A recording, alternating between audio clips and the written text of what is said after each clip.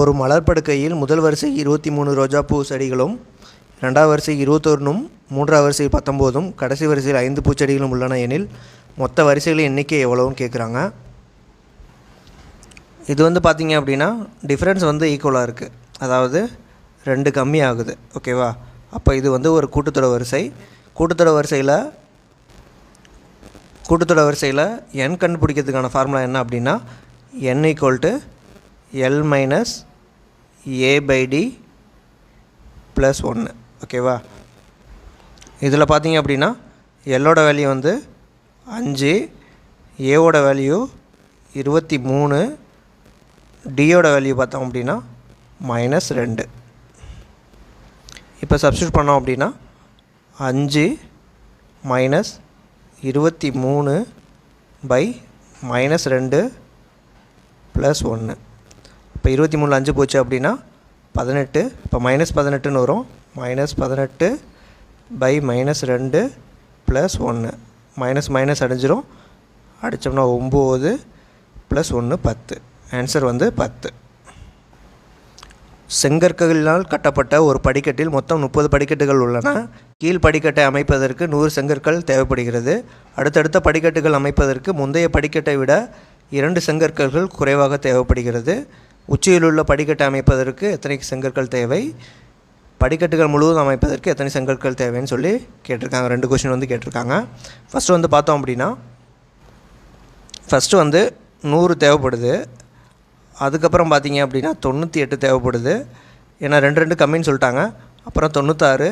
இதே மாதிரியே வந்து 30 படிக்கட்டுகள் வந்து நம்ம வந்து 30 படிக்கட்டுகளுக்கு வந்து நம்ம வந்து பண்ணணும். ஓகேவா? n வந்து 30. இதில் வந்து பார்த்தீங்க அப்படின்னா ஏவோட வேல்யூ வந்து 100, டியோட வேல்யூ பார்த்தீங்க அப்படின்னா இதுலேயும் வந்து 2 கம்மியாகுது. இது வந்து ஒரு டிஃப்ரென்ஸ் வந்து ஈக்குவலாக இருக்கிறதுனால இது வந்து ஒரு கூட்டுத்தொடர் வரிசை தான்.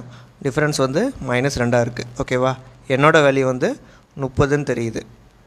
இப்போ இதை வச்சு n = L - a/d + 1 இருக்குது. ஓகேவா? இது ஒரு ஃபார்முலா.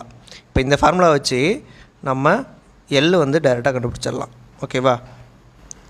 அப்படி இல்லை அப்படின்னா டைரெக்டாக வந்து நம்ம T30க்கான வேல்யூ வந்து a +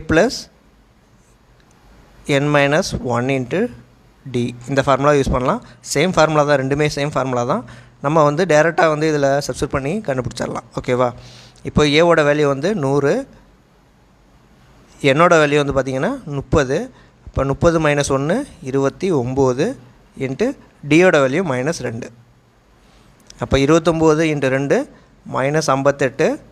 இப்போ 100ல் 58 போயிடுச்சு அப்படின்னா 42. அப்போது மேல் படிக்கட்டை வந்து அமைக்கிறதுக்கு எவ்வளோ செங்கல் தேவை அப்படின்னா 42 செங்கல் தேவை. படிக்கட்டுகள் முழுவதும் அமைப்பதற்கு எத்தனை செங்கல் தேவைன்னு கேட்குறாங்க. இதில் வந்து பார்த்திங்க அப்படின்னா இது மொத்தமாக வந்து கூடுதல் தானே வரும். இப்போ கூடுதலுக்கான ஃபார்முலா என்ன அப்படின்னா Sn = n/2 a + L. இப்போ இதில் வந்து என்னோட வேல்யூ வந்து நமக்கு 30ன்னு தெரியும். ஏவோட வேல்யூ வந்து 100ன்னு தெரியும். எல்லோட வேல்யூ 42 கண்டுபிடிச்சோம் கரெக்டாக.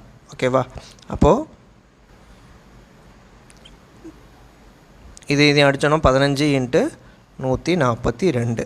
ஆன்சர் வந்து பார்த்திங்க அப்படின்னா 2130. ஓகேவா? இப்போ 2130 செங்கல் வந்து தேவை.